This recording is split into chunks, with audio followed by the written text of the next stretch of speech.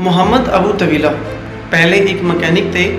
اس سے پہلے جب انہیں گزشتہ سال اسرائیلی افواج نے گرفتار کیا تھا، ان کی حراست میں گزرنے والے سال کی کہانی اب زخموں کی صورت میں لکھی گئی ہے۔ انہوں نے BBC کو انٹرویو دیتے ہوئے بتایا کہ اسرائیلی فوج نے ان پر کیمیکل ڈالا اور ان کی کمر کو آگ لگا دی۔ بعد میں ان کا علاج اسرائیل میں ہی ہوا۔ وہ کہتے ہیں کہ کبھی کبھی انہیں بستر سے بھی باندھ دیا جاتا تھا۔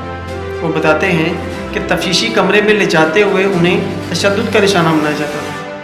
محمد ان فلسطینی قیدیوں میں سے ایک تھے جنہیں اس سال کے آغاز میں اسرائیلی یرغمالیوں کے بدلے جنگ بندی کے دوران رہا کیا گیا تھا۔ حراست کے دوران ان سے حماس کے ساتھ تعلقات اور یرغمالیوں کے ٹھکانے کے بارے میں پوچھ گچھ کی گئی۔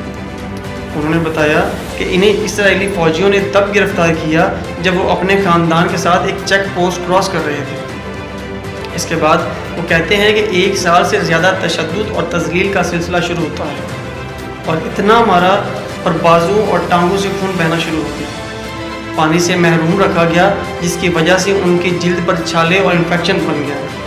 اور یہی نہیں، جب طبی علاج کا مطالبہ کیا گیا تو انہوں نے کہا کہ جب تک آپ کی نبض چل رہی ہے آپ بالکل ٹھیک ہیں۔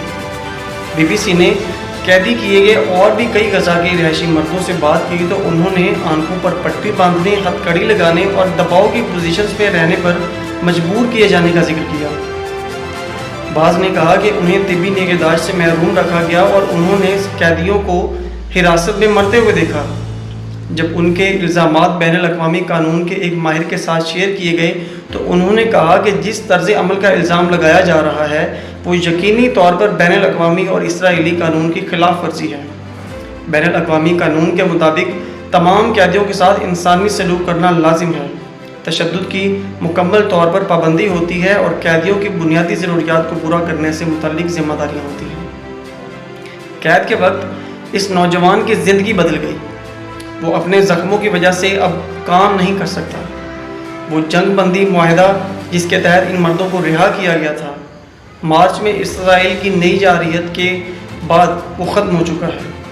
یہ معلوم نہیں کہ مزید فلسطینی قیدیوں کو کب رہا کرے گا۔